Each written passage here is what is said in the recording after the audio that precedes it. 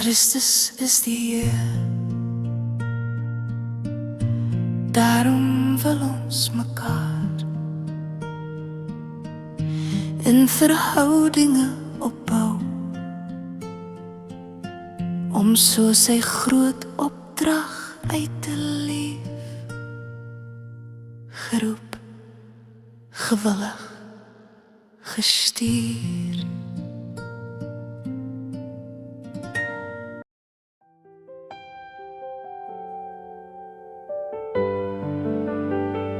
Goeiemôre almal. Dit is 'n voorreg om vandag sommer net saam met julle weer in die huis van die Here te wees. Die teksvers wat ek vandag aangedink het is 'n baie bekende teksvers wat ons as kinders so mee groot geword het en wat ons eintlik aangryp, hierdie verhaal van Dawid en Goliat.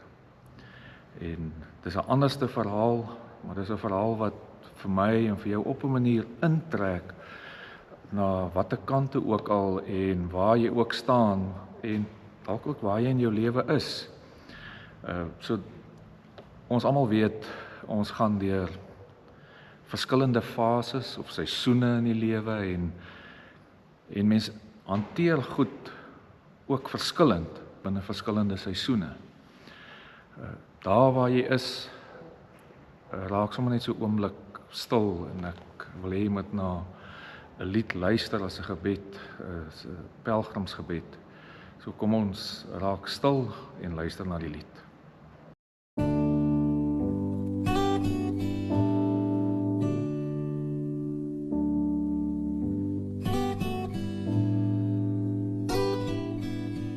Vader God, U ken my naam, my binnegoed en buite staan, my groot praat en my klein verdriet, my vashou aan alles wat verskiet. U ken my vrese en my hoop,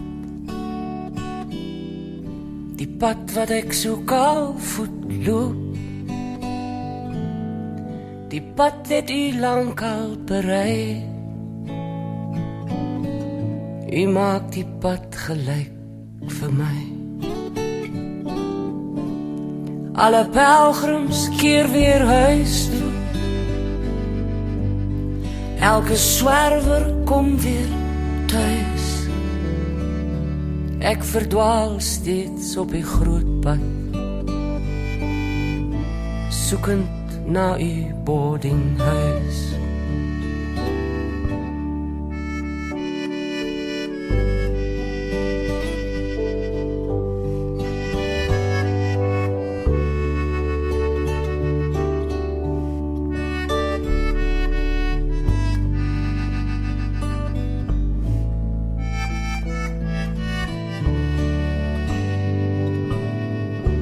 Moeder God, U ken my waan, my ego en my regop staan, die drake waarteen ek bly veg. U wys my altyd weer die weg. U het my met U lig geseën, die lig strooi ek op iedereen. Net U weet hoe my toekoms lyk. Ek het niks, U maak my ryk. Alle pelgrims keer weer huis toe, elke swerwer kom weer thuis. Ek verdwaal steeds op U groot pad, soekend na U boardinghuis. Alle pelgrims keer weer huis toe, elke swerwer kom weer thuis. Ek verdwaal steeds op U groot pad, soekend na U boardinghuis.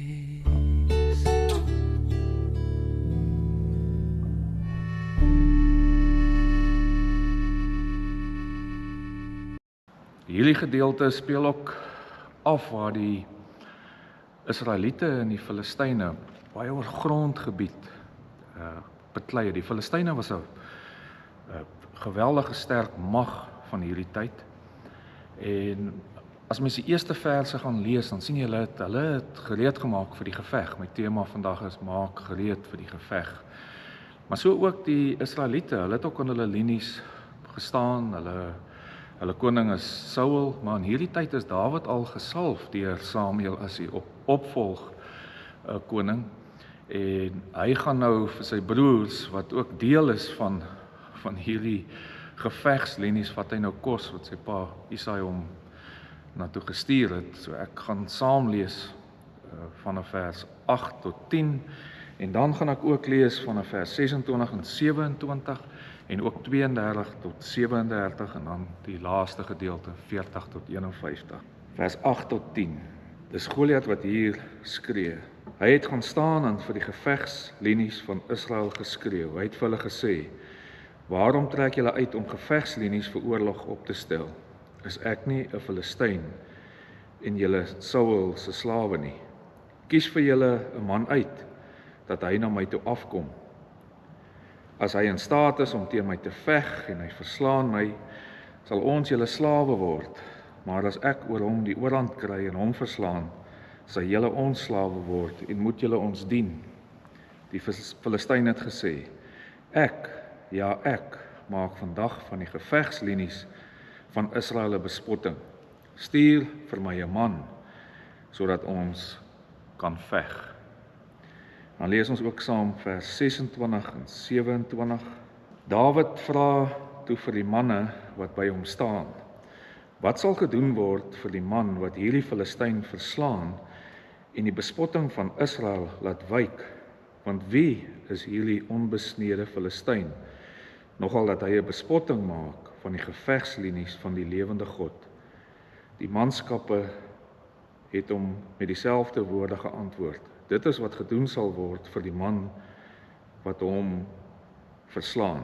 Die voorafgedeelte het gesê hy sal hom 'n klomp rykdom gee, hy kan sy dogter vat om mee te trou, en dat hy die familie vrystel van verpligtinge. So dis die geskenk van iemand wat nou vir Goliat sou verslaan. En dan lees ons weer saam vers 32. Dawid het vir Saul gesê: "'n Mens moenie moed verloor oor hom nie. U dienaar sal gaan en teen hierdie Filistyn veg." Maar Saul sê vir Dawid: "Jy kan nie teen hierdie Filistyn gaan veg nie, want jy is nog maar 'n seun en hy is 'n krygsman van sy jeug af." Toe sê Dawid vir Saul: "U dienaar het nog altyd vir sy vader, die kleinvee, opgepas. Wanneer daar 'n leeu of 'n beer kom en 'n lam uit die trop wegdra, gaan ek uit agter hom aan, slaan hom plat en ruk die lam uit sy bek. As hy opstaan en my aanval, gryp ek hom aan sy kaak, slaan hom plat en maak hom dood. Die dienaar het al 'n leeu en selfs ook 'n beer doodgeslaan.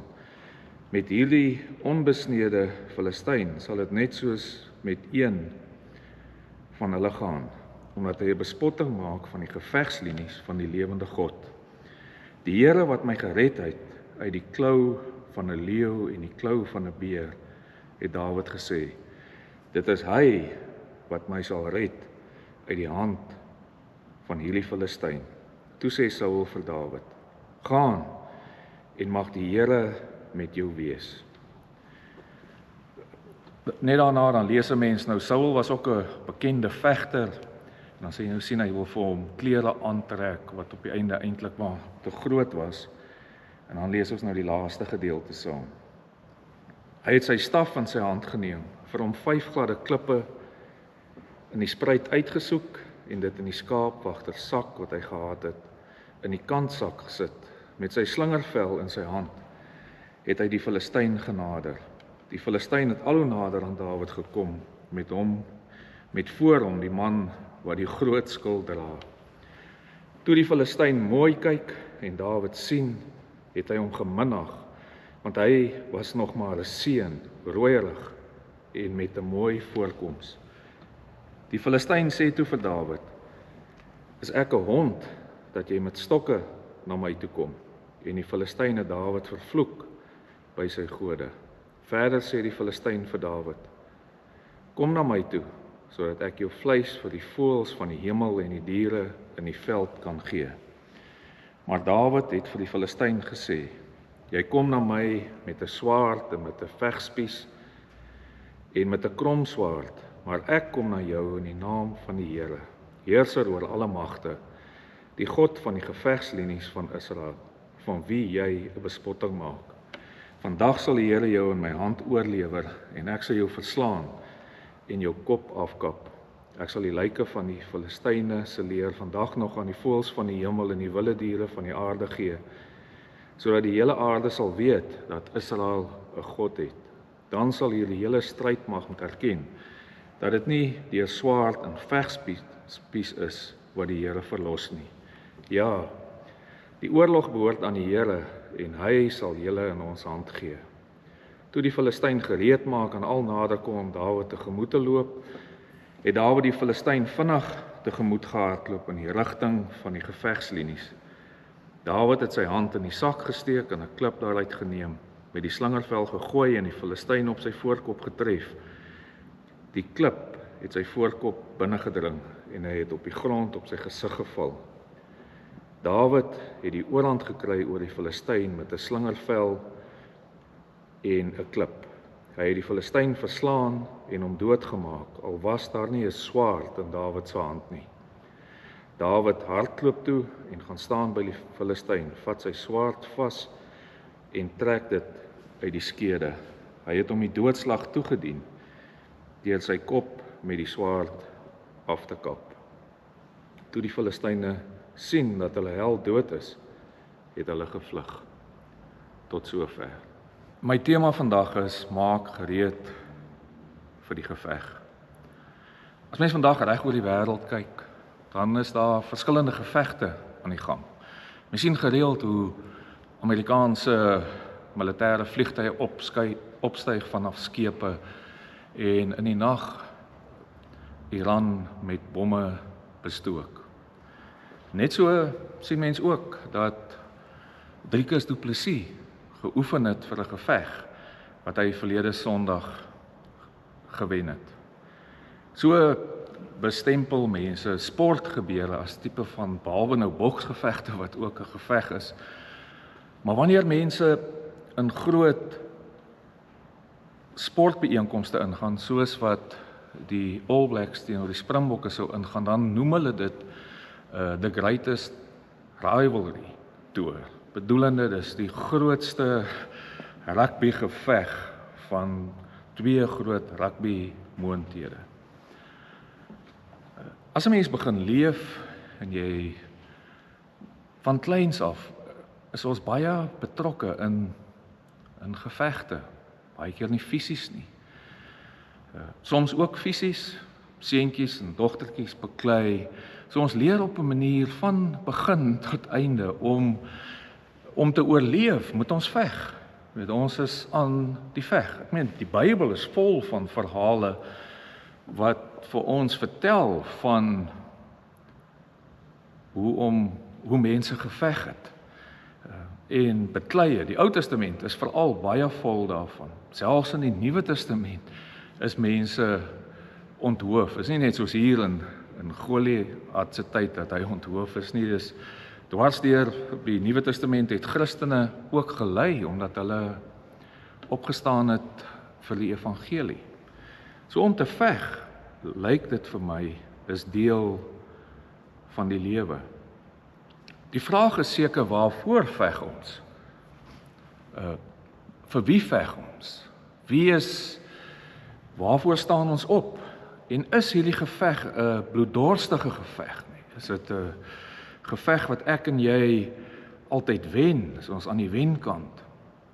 As mens hierdie verhaal gaan lees, dan wil dit op 'n manier lyk dat God op 'n manier aan iemand se kant is, en dan wen hulle, en dis amper 'n bloeddorstige geveg wat eindig met die onthoofding van Goliat.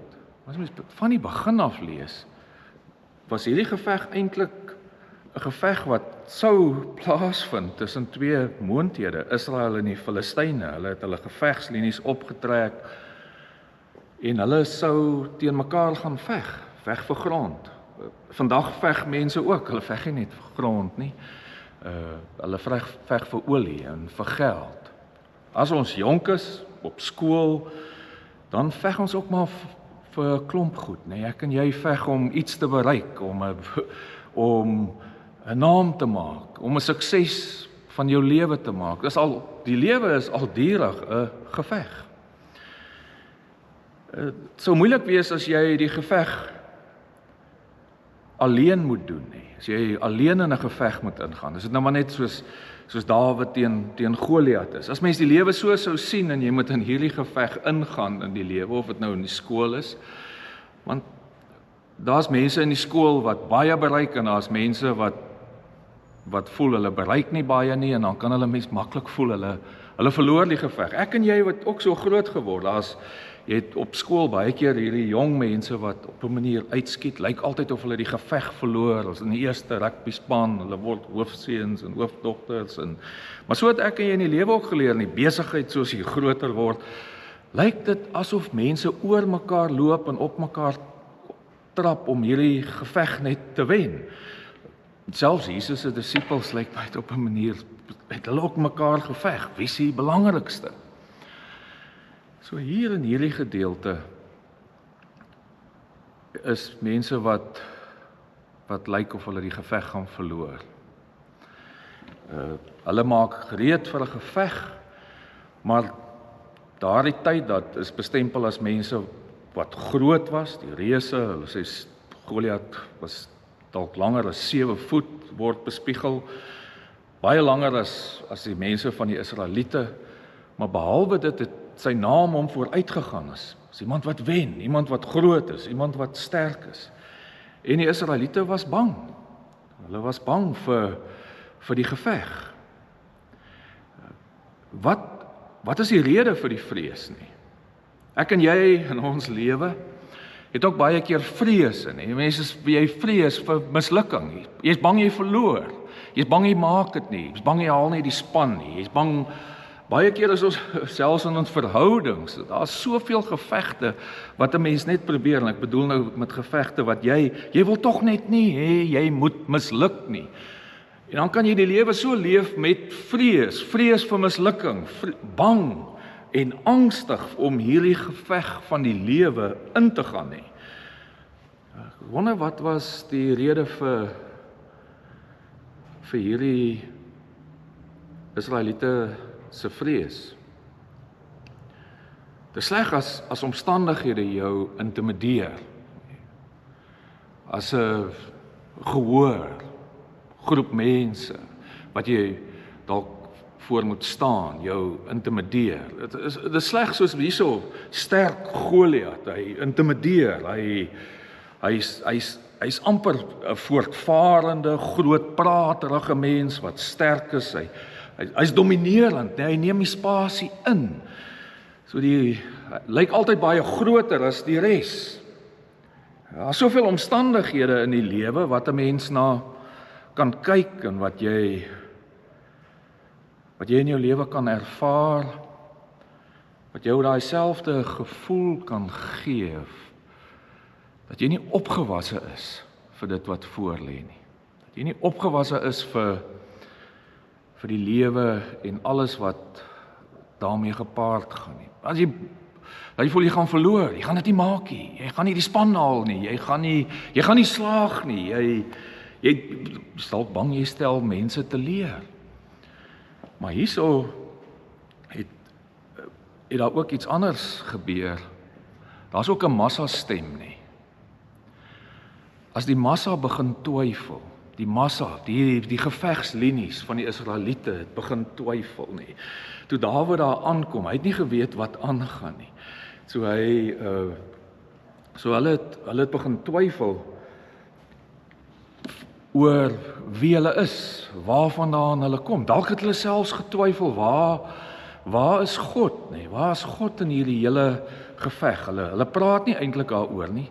So die massa stem is iets wat baie sterk in ons lewe ook inspeel. As jy nou terug kon dink, dit is gevegte wat ons geveg het. As jy nou kon dink aan die COVID-pandemie, as jy kan dink aan siektes wat versprei, die massastem, en daarmee sê ek nie mense moet die massastem ignoreer nie, maar die massastem het die vermoë om mense bang te maak, en dit het hier ook gebeur. Niemand het kans gesien om teen hierdie reus te gaan veg nie. Hy het hulle uitgedaag.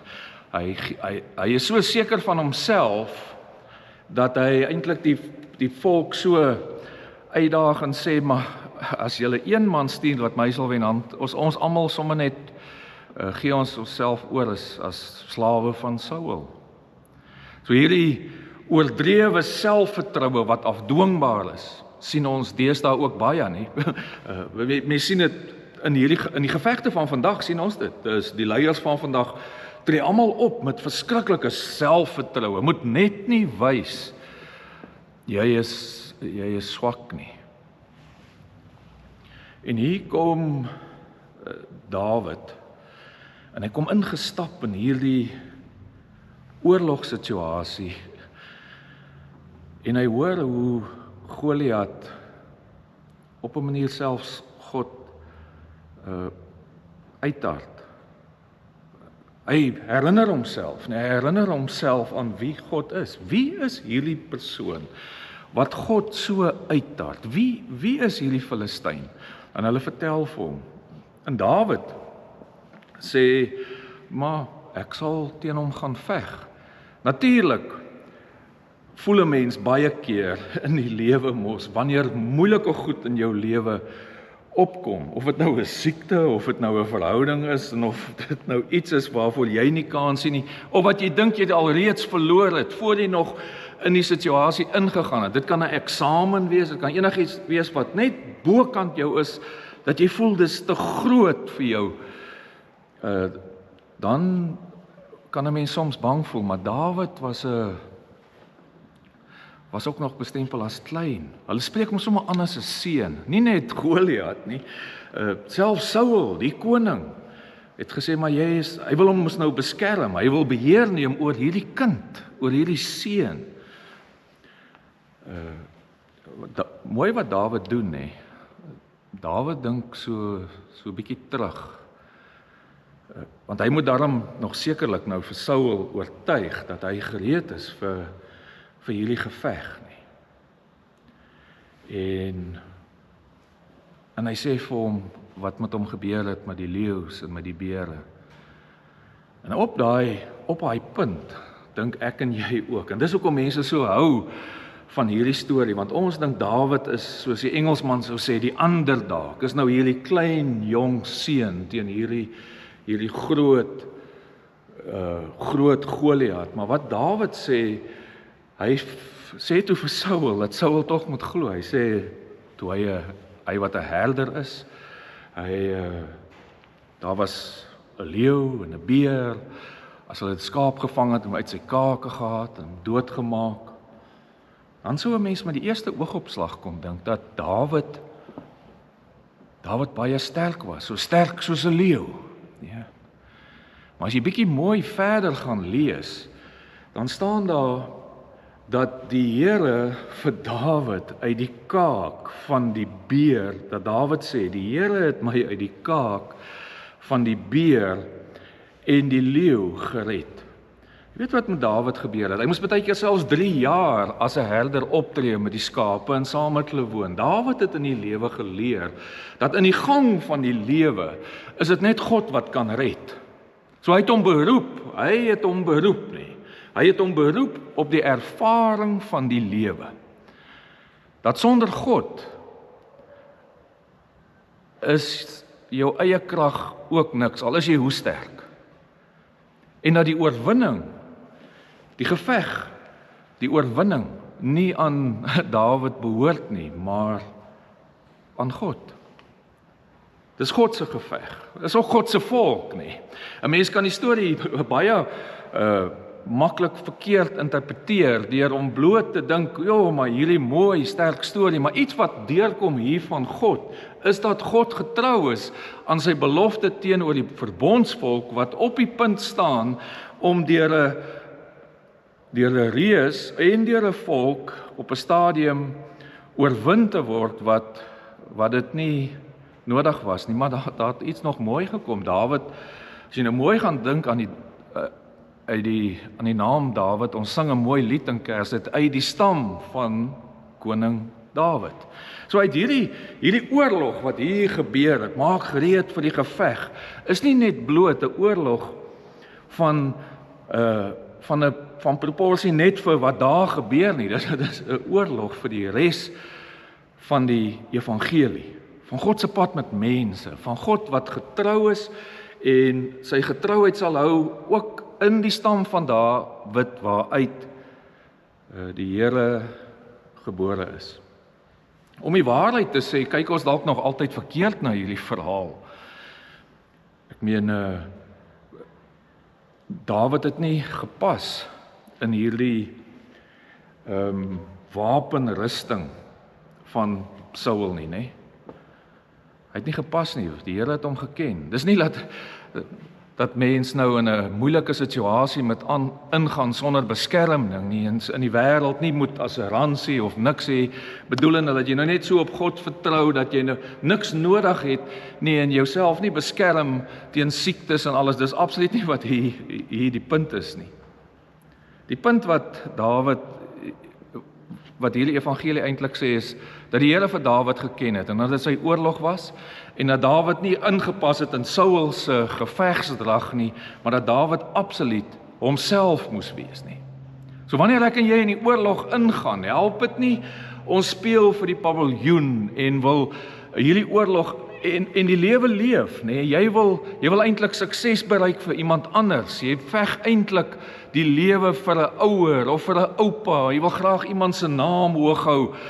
Dawid kon nou met Saul se klere gaan veg het, maar hy het nie daaraan gepas nie. Die Here het Dawid voorberei daar in die veld, net daar waar hy was, het hy hom voorberei vir hierdie geveg waaruit sy seun Jesus Christus gebore sou word.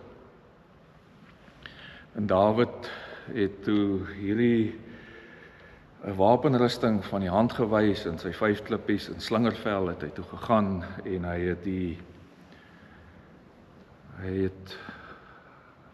het toe Goliat tegemoet gegaan nie. Mooi wat hier gebeur is dat hy Goliat aanspreek en vir hom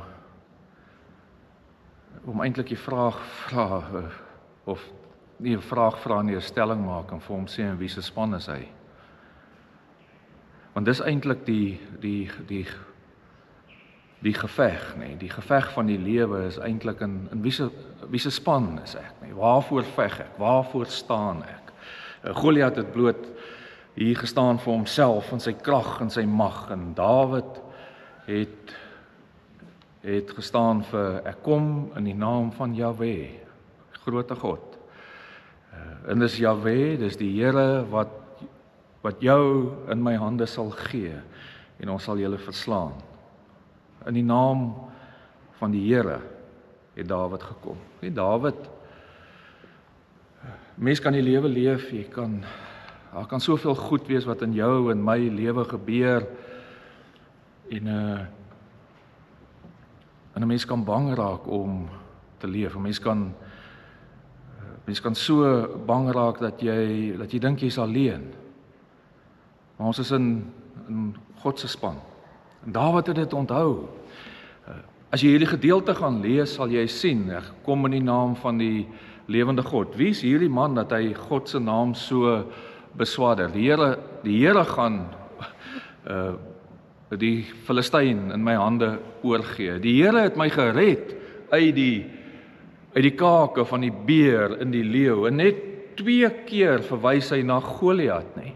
So mense kan die lewe so leef, ek en jy kan die lewe leef met alles wat die lewe na ons kant toe gooi. Dit kan dalk 'n mislukking wees, jy kon dalk al foute gemaak het of verloor het, Maar Dawid het net 2 keer na Goliat verwys en eintlik op 'n verkleinerende manier. So hy fokus op die reëse in jou lewe, of ons kan fokus op God. Fokus op die reëse in ons lewe en ons kan struikel, fokus op God en ons oorwin. Maar wat beteken hierdie oorwinning vir mense van vandag? Nee, dit beteken allermins, nee, dink ek, dat ons voor 'n wedstryd, voor enige iets bid, dat ons moet wen in die wedstryd, en ons doen dit nou sommer in die naam van die Here, laat dit is wat die teks vir ons wil sê nie. Die teks vir ons sê vir ons, daar's 'n groter geveg in die lewe. Daar's 'n groter geveg en dit gaan om die eer van God en om deur sy volk en deur mense God te laat sien. En God het dit so bewerkstellig. Daar's kante aan God wat ons nie verstaan nie, maar deur die volk Israel het hy dwars deur die Bybel, het hy hierdie gevegte, het dit plaasgevind. Dit is nie altyd mooi nie. Maar ek en jy besef ook dat ons is ook maar net mense nie. So as ons hierdie lewe leef, dan maak ons ook foute. Net soos Dawid. As jy nou 'n bietjie verder lees in Dawid se geskiedenis. So dit is God wat die oorlog ook deur mense wat opstaan, maar ook val, gebruik. Dawid het ook geval. Hy het sy oë op die Here gehad. Hierso by Goliat. Maar hy het leepoog sy oë afgehaal en na Batsheba gekyk. Toe maak hy 'n fout. Toe kom Nathan weer na hom toe en toe moes hy op sy knieë gaan en sê, dis ek. Jy sien, dis die lewe. Dis die lewe wat ek en jy leef. Daar's verskillende reëse in die lewe. En uit hierdie stam van Dawid is Jesus Christus gebore. En wat wonderlik is dat hy die reëse van sonde en stryd en magte wat in die wêreld werksaam is, verslaan het. Dat hy dit oorwin het. Dat ons deel in die oorwinning wat Jesus Christus bereik het. Wat uit hierdie oorwinning van Dawid gekom het, is daar 'n groter oorwinning wat plaasgevind het. En wanneer ek en jy ook al soms verloor, en baie keer gebeur dit omdat ons dalk te veel fokus op ons reëse, maar baie keer ook omdat die lewe gebeur. Mense sterf. Dis dan mooi, nee, hierdie ding wat Jesus Christus selfs net die ding van verloor in die lewe dat jy sterf, wat hy selfs daar die angel kom uithaal het in die finale oorwinning behaal het, dat ek en jy die lewe kan leef, dat ons gereed kan wees vir hierdie geveg, maar as oorwinnaars nie. So jy hoef nie bang te wees nie. Dalk ervaar jy soms 'n reus van verwerping, depressie of iets waarmee jy worstel. Maar dit is ook dalk juis hoekom mens in 'n gebou soos hierdie sit, nee, waar medegelowiges saamkom wat mekaar herinner aan die oorwinning wat ons deel in die naam van die lewende God. As jy mooi gaan kyk na die wapenrusting in Galasiërs 6, as jy daarna gaan kyk, praat hulle ook van veg, nee. Die Christen wat amper so Saul se wapenrusting aantrek, maar dis iets anders, nee.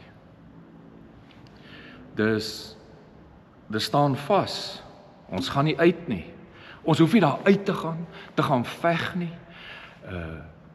Ons moet vasstaan in hierdie verlossing wat ek en jy het, die helm van verlossing, wat die Here vir my en vir jou gee, dat ons in hierdie wêreld kan leef en die reëse wat ons soms bang maak, kan, soos die Engelsman sou sê, kan face. Nee, dat ons sal sê, want ons weet, ons Here is by ons. Al val ons, al gaan ons soms onder, ons deel in sy oorwinning. Staan nie elke dag op. Raak bewus en maak jouself gereed vir die geveg wat Jesus alreeds vir jou gewen het. En staan vas in die geloof. Gee aan hom die eer. soos Dawid, in die naam van die Here gaan ons elke dag in.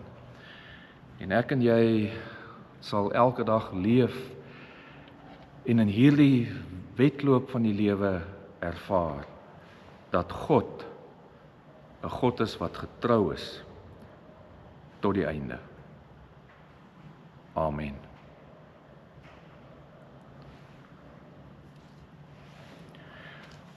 Ek gaan geleentheid gee vir stilgebed en ek wil so 'n paar goed net jou aan ook herinner.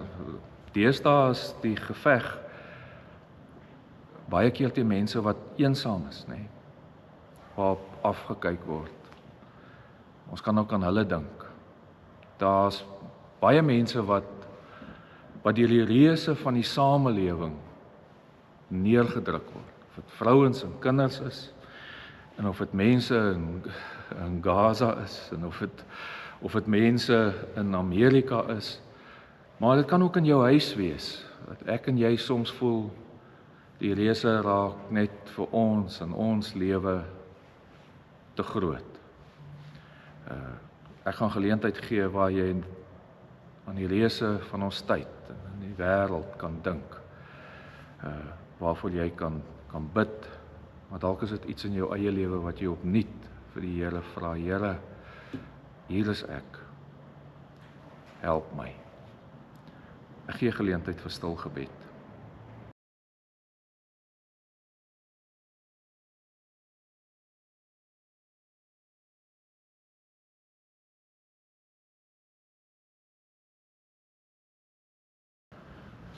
Ontvang die seën van die Here.